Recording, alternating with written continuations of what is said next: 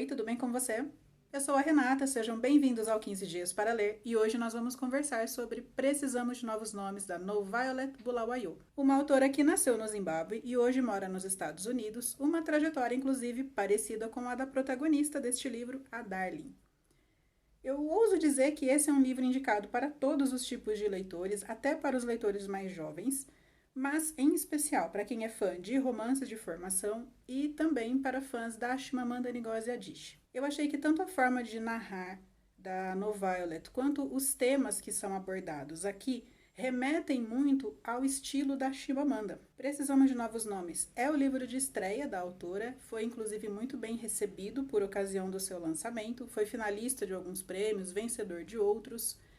E normalmente eu não compro um livro porque ele foi muito premiado, mas quando eu compro o livro eu percebo essa quantidade de indicações, tantos reconhecimentos, eu crio uma expectativa grande a respeito dele. Com este aqui não foi diferente e praticamente todas as minhas expectativas foram alcançadas. Só tive um probleminha com ele, mas é um detalhe sobre o qual eu vou falar mais ao final do vídeo. Aqui nós temos a história da Darling, uma menina que no início do livro tem 10 anos, mora no Zimbábue com a sua família. Através do olhar da Darling, porque esse livro é narrado em primeira pessoa, nós somos apresentados à sua realidade.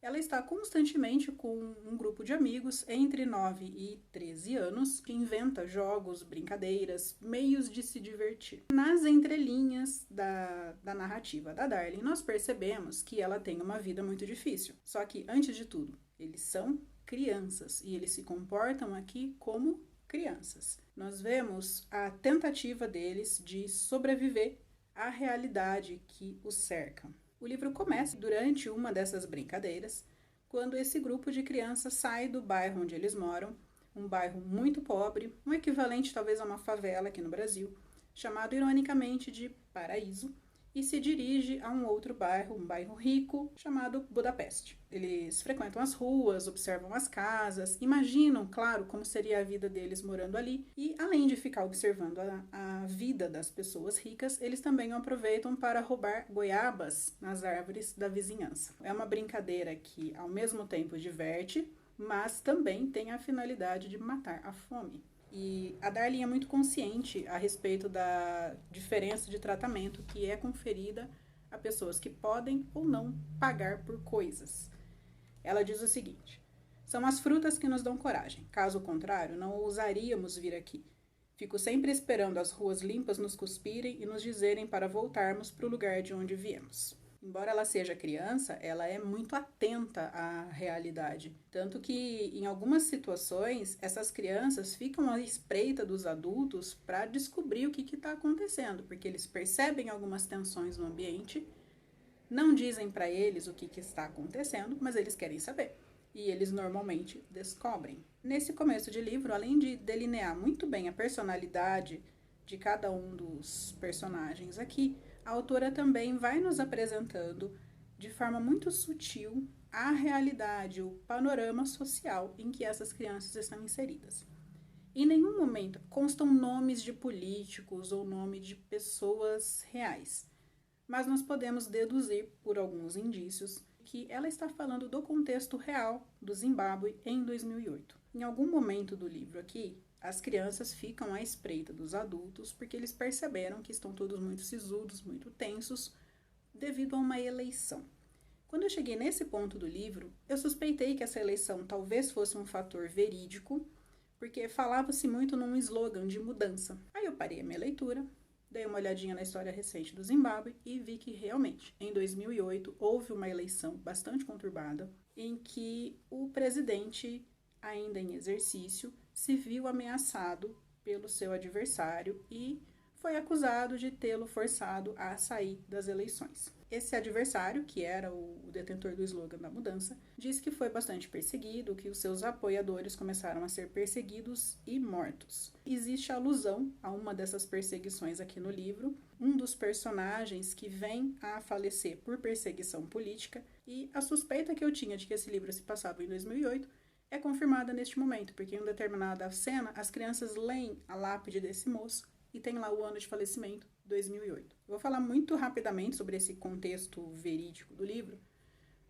O Zimbábue é um país de muitas riquezas, inclusive riquezas naturais, um lugar muito bonito, e que foi primeiro colônia de Portugal. Depois, com a descoberta de ouro e diamantes, a Inglaterra se apossou daquela colônia e em 65 o Zimbábue declarou a independência, mas não significa que isso foi aceito. A independência só foi aceita em 1980, quando finalmente a Inglaterra se retirou do país. Quando nasce um país, nasce a necessidade de um novo governo. Naturalmente, as pessoas elegeram quem elas enxergavam como um líder da revolução, uma pessoa que ajudou o país a ter êxito naquela libertação da colonização, o Robert Mugabe. Então, em 1980, ele é eleito e começa a fazer algumas reformas, toma algumas medidas que a princípio agradam a população, mas que já começam a desagradar parceiros comerciais no Ocidente. Uma das medidas que ele tomou foi expropriar terras, para uma pretensa reforma agrária. Ele expropriou as terras dos brancos, expulsou os brancos de lá. É claro que isso não foi bem aceito e foi o estopim para uma retaliação comercial, tanto dos Estados Unidos quanto da Europa. Só que, sinceramente, eu acho que, mesmo sem isso, eles teriam sido retaliados porque o Mugabe se dizia socialista. Nós estamos falando de 1980. Franca Guerra Fria. Mas enfim, como o poder parece ser viciante, o Mugabe começou a promover algumas reformas para se perpetuar no poder e também para congregar nele mesmo algumas prerrogativas que eram de outros poderes. E eis que nós chegamos em 2008 e ele ainda é o presidente desde 1980. E o país estava numa situação complicada porque o presidente parecia muito mais interessado em garantir a sua perpetuação no poder do que em fazer algo pela população. Então, uma crise que começou econômica, com uma inflação que chegou a milhões por mês, foi piorando cada vez mais, foi se agravando pelo desemprego, pela falta de profissionais qualificados que estavam se mudando para outros países, pela falta de alimento, de saneamento básico, por um índice altíssimo de contaminação pelo HIV, o que começou como uma crise econômica degringolou para uma crise humanitária. E é neste contexto que passa a nossa história. Embora a migração da Darling para os Estados Unidos seja esperado, a maior parte do livro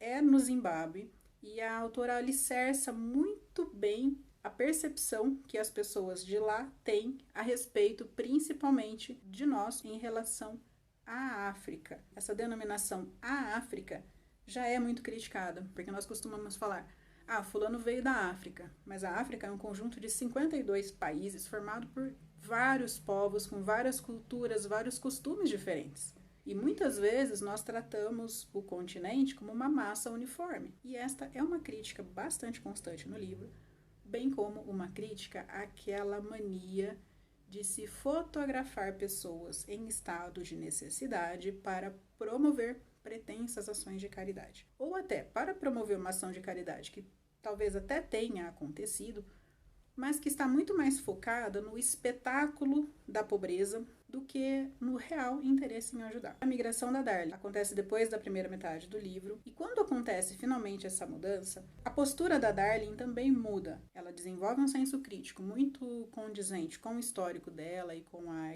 faixa etária, mas profundamente marcado principalmente pela fome. Ela tem vários choques culturais em relação aos Estados Unidos, principalmente com a relação das pessoas com o alimento. Ela não se relaciona bem nem com a gula e muito menos com a privação do alimento por estética. Logo que ela chega nos Estados Unidos, ela faz a seguinte observação: e é por isso que eu vou tolerar ficar na América aguentando a neve. Tem comida para comer aqui, todos os tipos e mais tipos de comidas. Mas tem horas em que não importa quanta comida eu coma.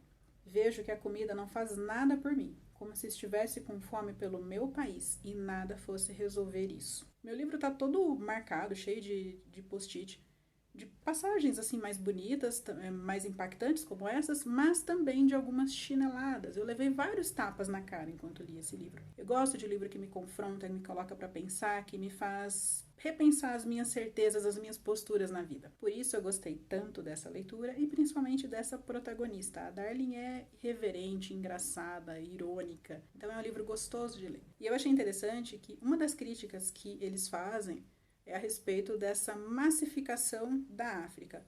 O Ocidente enxergar a África como uma coisa só, sem as suas particularidades. Só que, quando ela se muda para os Estados Unidos, ela percebe que eles também tinham uma visão da América, que é como eles chamam, como se fosse uma coisa só.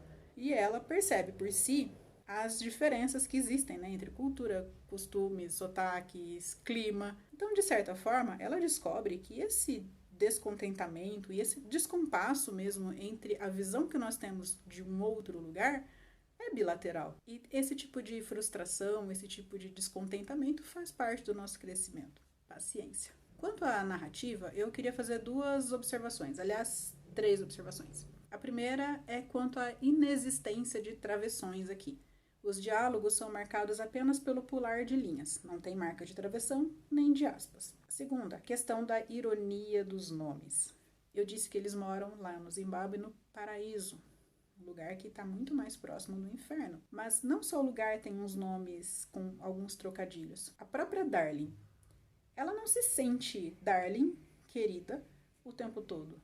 Aliás, ela se sente, na verdade, muito inadequada em boa parte do tempo. E existem alguns outros, como por exemplo Bastard, God Knows, Deus sabe, Mother of Bones, que é a avó dela, e quando eu entendi o que eram esses ossos, né, mãe dos ossos, eu fiquei com o coração pequenininho. O nome do pastor que a Darling detesta, por sinal, também tem uns trocadilhos para exaltar o quanto ele é sem vergonha, porque ele explora a fé das pessoas. E eu imagino que seja um deleite ler esse livro em inglês, embora eu não tenha do que reclamar da tradução desse livro, que foi feita pela Adriana Lisboa. Aliás, uma excelente tradução, porque ela preservou essas ironias e, na medida do possível, foi colocando notas, mas deve ser muito legal fazer essa leitura em inglês para quem gosta. E a terceira observação que eu quero fazer é a respeito da estrutura do livro. Ele é majoritariamente narrado em primeira pessoa, pela Darling, mas existem 3 capítulos que são a exceção a isso, como se fosse um coral de vozes adultas, falando mais claramente aquilo que nós conseguimos depreender das entrelinhas das falas da Darling. No primeiro desses 3 capítulos é a perspectiva mais dura, mais crua, do processo de degradação do Zimbábue. O segundo traz as expectativas encontradas no sonho da migração. Já o terceiro desses capítulos é mais duro, é mais cruel, é a respeito da realidade quando essa migração acontece. É aquela constatação de que a vida, embora esteja melhor, não está tão fácil assim. Gostei muito da leitura, gostei muito do livro. Eu só tenho uma questão com ele, que eu havia mencionado no começo, que é a respeito de uma certa incompatibilidade de datas. No início do livro, a Darling tem 10 anos, e é 2008. No final do livro, é 2011. E o marco temporal, o marco histórico que eu tenho para saber que é 2011, é a captura do Osama Bin Laden, que é um fato mencionado aqui, só que a Darling já está trabalhando e ela terminou o ensino médio. Então, em vez de a Darling ter uns 13, 14 anos no máximo, ela já tem uns 16, 17. Tudo bem, isso não tira o brilho do restante do livro. Continuo achando que foi uma excelente leitura. Eu espero do fundo do meu coração que vocês possam vir a se divertir e se emocionar com a Darling. E, claro, se você gostou desse vídeo, não esquece de curtir. Nós nos vemos nos próximos vídeos. Até mais!